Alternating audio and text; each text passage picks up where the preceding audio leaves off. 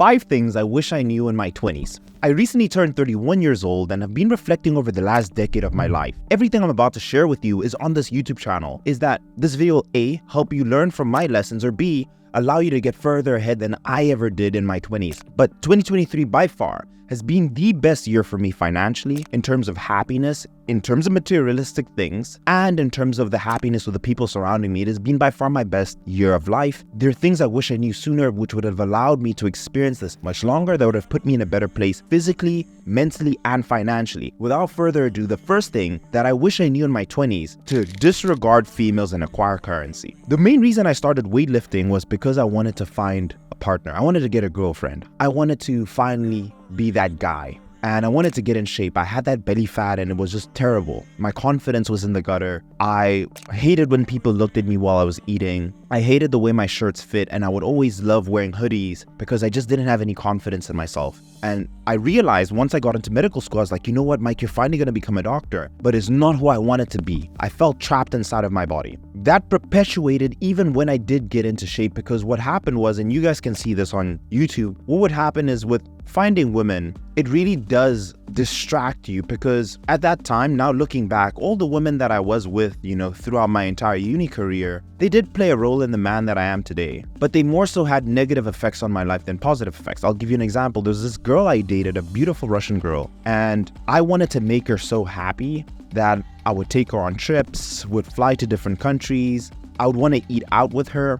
I would drink, I would go out to party. And now that I look back, I lost 1 to 2 years of my life because I could have been focusing on this very YouTube channel, which I was then filming, but I was so distracted by this particular person. And this has nothing to do with her. It's more so with where she was in her life and where I was in my life. So what I know a lot of people in their 20s go for is that they're trying to find a partner. They want to find a girlfriend. They want to find someone to walk this life with. But what ends up happening is that you don't end up walking your own life. So if I had rather focused in on myself and disregarded females, I would have made better YouTube videos. I would have been focused on becoming the version of myself that I wanted to be. I would have probably been in better shape, because drinking alcohol on the weekends and going dancing and going to clubs would have not been a priority. I feel that I would have been a lot more focused. And I have a guy that I mentor as well, and he has so much going for his life. He's a very intelligent person. I can tell whenever he's distracted, because I'm getting less messages, less things are being accomplished by him. And that's the truth for a lot of men going through their 20s. Instead of focusing on developing themselves as a man, they're focusing on finding a woman for them to feel complete. Finding yourself in that level of isolation really allows you to fill that hole with developing your character as a man. And now I'm married. I'm happily married to my wife, and I absolutely love her to bits. We talk about this all the time. And without her, I wouldn't be where I am today. Which is why, yes, again, it's a lesson. It's not a failure. That because I learned from all the previous relationships that had allowed me to have a really good relationship right now, I think I would have been able to find my wife sooner. And I've also said this to a lot of guys. The more money you make, the better partner you qualify for. And that's just how it is. Don't go out to clubs and chasing women. Spend less time on Tinder. Spend less time pleasing this woman or any woman, and focus on yourself. Go to the gym more, study more, focus on acquiring skills like advertising, marketing, sales. Build yourself up. That time that you're spending with that person can be better suited to developing yourself, which will eventually allow you to be attracted to the right woman. And my wife says this: I don't know if I would have been attracted to you if you were just a student and you had nothing really going for you. It's the truth. My mom says this. She's like, I may have never been with your dad if he wasn't going to have a good future to him. So the point I want to make is, first, work on yourself, get the bag, fix yourself as a man, acquire all the skills you need as a man. And once you've made the money, you've acquired the skills, you're now this level of man, you're a top 1% man, you will then see that the woman come very easily. It's not the other way around. Not get a woman and then try and acquire all these things, because what happens is your attention is very divided. So that's the first one. Number 2 is get in shape sooner. And I'll tell you why. Your worst enemy is yourself. Because when you're in your mind and you're thinking about things, negative things about yourself, that is the worst thing that can be happening to you, because you're in your mind all the time. You have this person you can think of, the version of you that, like, let's say the devil and the angel, and you have this devil always telling you like, hey, they're looking at your chest fat, they're looking at your belly fat. What ends up happening is you become very self-conscious. You're not really present in conversations. You aren't your real self because you're so shy and you're afraid if someone is looking at your belly fat and your chest fat, your confidence is at an all-time low, and that really translates into everything else in your life. You start having less confidence in terms of making decisions when you're in an exam, and you start operating in life in a place of fear. You're so scared all the time. And that's why people who are overweight, most of them are very shy and they're fearful. So I wish I got in shape sooner, because when you develop the ability to be able to change your body at will, it really goes to show how much power you have, how much control you have. When you see someone outside in a day-to-day life and they're in incredible shape, you can tell that that person has their life organized. It's just the association, because every single day, every single minute, they're making a good decision in terms of what they're putting in their mouth. I work with a lot of businessmen, and they say, I don't think my company is running the way it should because my employees don't look at me like the leader that I need to be. And I wish I got in shape sooner, because number one, I would have been less self-conscious and I would have been able to listen to people more and be more present in a conversation. What it would have allowed me to do is to be less fearful, because I wouldn't have been thinking and overthinking, are they looking at me because I'm eating? And I would have been able to make really difficult decisions. You also become less self-conscious and you have a lot more confidence in the things that you end up doing, because you know you look great, and it gives you a sentiment of feeling powerful when you look powerful. When you see what you see in the mirror, you look powerful and you start behaving accordingly. You start behaving the way you look. So all of those things play a role. This is exactly why you always wonder, what does it matter if someone buys a Lamborghini, or they have a really nice house, or they dress really well? It has an effect on your mental being. I used to never cut my hair, but now when I cut my hair, I feel more confident in front of the camera. I feel more confident when I'm speaking to people, and I feel like I am a better version of myself versus the person who doesn't cut their hair. I digress. I wish I got in shape sooner. Moving on into number 3. Invest in yourself, the SME 500, which I took directly from Alex Hormozi. Looking back, I would have made so much more money, so much quicker if I invested in myself instead of investing into stocks or investing into Bitcoin or investing into real estate. Let me explain. This year, I said earlier that it's the most money I've ever made.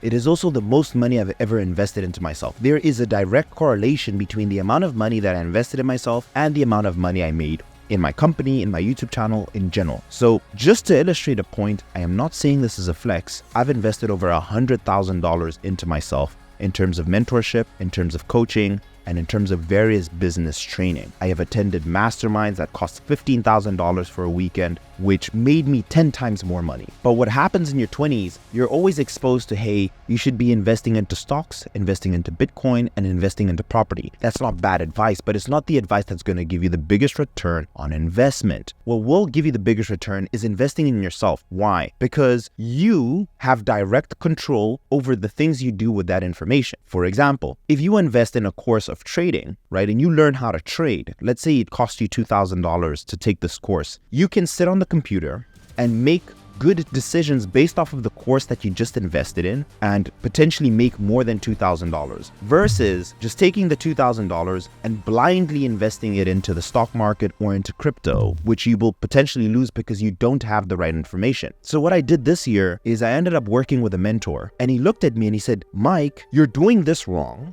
Do this instead and you will get XYZ result. And when I took that advice, I got exactly what he did. So imagine if you could sit next to the person you want to be like, and they told you exactly everything they did and what you should do in your life. And if you do it and you get the result that they have, it just makes more sense to keep on finding more people who will give you information that will allow you to go further, because you have direct control over those decisions and those things. So I learned a lot of skills that I now have as a result of the $100,000 that I've invested that will allow me to make as much money as I want. And the only thing that is stopping me is myself. No one can ever take that away. The knowledge that I have now about business, marketing, sales, no one can ever take away. So I highly recommend to you guys, if there's something you want to do, if you want to be a trader, if you want to be a salesperson, a high ticket closer, if you want to be a better businessman, if you want to start a SaaS company, if you want to start a software company, the best way to do any of those things is the free version of investing, which is utilizing YouTube. YouTube is an amazing source for free information, and I'll give you a tip. A lot of the information that you will pay for is usually free. What people are usually selling is the implementation of that information. So you only need to do that once you have enough money that you need to pay someone else to do it for you. So YouTube is an amazing resource. The second thing that you can invest in, right, that you have to spend some money in is courses or books. Number one, the person who's creating it and if it has good reviews, it's in their best interest because their name is associated with the particular product they're putting out. Those courses and books is usually all the knowledge that they have on a particular topic. And if you consume it, you will also have their knowledge, right? So you'll just be acquiring skills from everybody. So imagine you wanted to be the best businessman. It would be a smart idea to learn from the best businessmen so you can get the same outcome that they did. So books and courses can be anywhere between $100 to $1,000 to even $6,000, right? And you can invest a little bit into that, learn from it, apply it, make some money, get a return on that, and then invest in it again. And then finally, the best thing you can invest in is some sort of mentorship or coaching, because usually when you pay at that level, and that can be tens of thousands of dollars, or you can be anywhere from $5,000 to even $30,000, when you invest that amount of money, you're usually going to get a quicker result because you're having someone directly speaking to you and they're also in the trenches with you to get the outcome that you're desiring. So when I was able to speak to people who would directly affect my outcome, I started to make more income because I knew exactly what decisions to make. Which takes me to number 4, university. Is university a good idea? And this is a controversial one. Now, to give you guys a bit of insight, I spent 10 years in university. I did pre-med, majoring in biochemistry and microbiology at a top 200 school, graduated in that. I did my medical doctor degree, spent 10 years in university. Now, for me, as a medical doctor, and lately I see a lot of videos of university is a waste of time, university's trash. What I really wish I did was maybe take a break in between, because my 20s actually went completely into university. So from pre-med to becoming a doctor, all feels like a blur, because majority of the time what I can remember is just sitting down and looking at a book. So part of me wishes that I took a break in between and really enjoy some sort of period of my life. And usually when you do that, it allows you to gain more experiences, because really in your early 20s, you really don't know what you're going to do the rest of your life. And yes, I was confident I wanted to be a doctor, but if you guys remember, and you're probably seeing the video right now, there was a time I considered dropping out of med school because I was so desperate to experience new things. So I wish there was a period where I'd learned new skills or experienced new things to really figure out what I needed. And I think that I always knew I was going to be successful because I had a high desire for that and I worked very hard. Maybe I would have been successful sooner. Maybe if I decided to actually drop out of medical school sooner. But I guess we'll never know, because I became a doctor, and now my brand and what you guys entrust in me is because I am an MD. But I do think I'd be giving equally as good advice as I am now. Hindsight 2020, we'll never know. But I do think the prices to go to college and universities astronomical. It is insane. If you're going to university to study a skill like business, or you want to study a skill like arts, where that degree won't give you access to something else, I do think it may be a waste of time, because you can learn all of those skills for free. However, if you need to go university to be a lawyer, and you genuinely want to be a lawyer, go to university. If you need to be a doctor, you need to have a medical degree to become a doctor. If you need some sort of certificate, that certificate behaves as the key to the future you, absolutely do it. However, everything else you can learn for free, you can learn online, or you can pay a fraction of that to somebody else to teach you, and you will do amazing. So in conclusion, if you're in uni right now, you're hating it, what you're doing isn't really going to help you with your business, right? Or isn't really going to help you in the career that you're trying to build, or the career you envision for yourself, then it is maybe a good idea to start exploring an exit strategy. But if the degree you are doing will directly give you a particular outcome, then definitely go through it. And that is the reason why I decided to stay. In hindsight, I'm building Sculpt by Science, the company that I have now. And I think I could have built Sculpt by Science without a medical degree. But again, Sculpt by Science exists because I am an MD with all my experience. So that is one thing I think about, and I always think about, but I would never take it back. I would never reverse time, because I love who I am today and I love what the future holds for me. And I'll also say this, the last thing I want to say about university, if you don't know and you have the money to afford going to university, do go there. People say it's a waste of money. You learn skills in university. I learned critical thinking in university. I learned problem solving in university. I made so many more connections in university that still play a massive role in my life today. And I would consider myself smarter as a result of going to university. So if you're unsure of where you want your life to go, going for a year or two, you don't necessarily have to finish the degree. You're going to learn so much. So if there's skills in yourself that you need and soft skills that you need to develop, and even hard skills, then going to university is a good idea. But I wish I knew that I could have potentially had the same life or a better life if I had made the decision to transition sooner. Number 5, the last one, judgment. I used to be so insecure. I used to be self-conscious about my glutes, the way I look. Am I saying the right things? Are people judging me? And what that ends up doing, it ends up perpetuating a cycle of fear because you're so fearful of everything. You're fearful of making a mistake. And maybe making YouTube videos, I don't want to be canceled and I don't want to be hated. But what that made me do is operate in a position of fear. I was so scared because I thought people would judge me. And maybe sometimes it creeps out, this little self-doubt. It's the worst thing.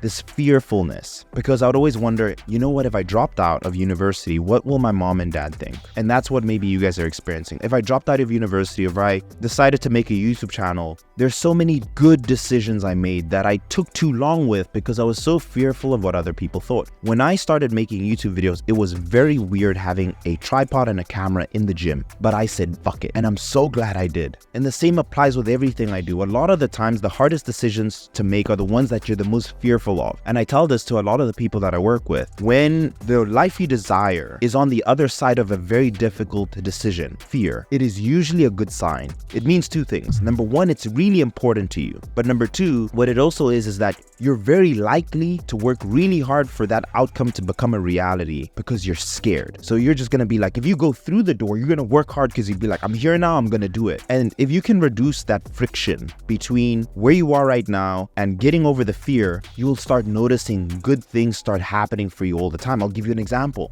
I remember in university, there were so many girls we wanted to speak to, but A, I was so afraid of rejection, and B, I was so afraid of what my friends were going to think. How many girls do I remember from then? 0. How many of those girls remember me? 0. How many of my friends remember that? 0. And the same with when I made YouTube videos. I remember like 5 people would be like, are you sure? Like, that's weird. And now everyone is like, oh my God, congrats on the success. Amazing. I would have maybe started sooner if I wasn't fearful. So the point I want to make is judgment will always arise. And this is actually another thing that Alex Hormozi helped me with, is using what they call the grandfather frame. The grandfather frame is someone who thinks of themselves back in the past and asks themselves, did it really matter? And also the frame of that one day you will die and nobody will care. So the grandfather frame is, have you ever looked at yourself when you're 6 years old and you're thinking about everyone was getting a piece of chocolate for Valentine's? It didn't matter. Or you were stressing about that exam that you had to do and maybe you passed it or you failed it, but you think about, damn, you were stressing so hard about that exam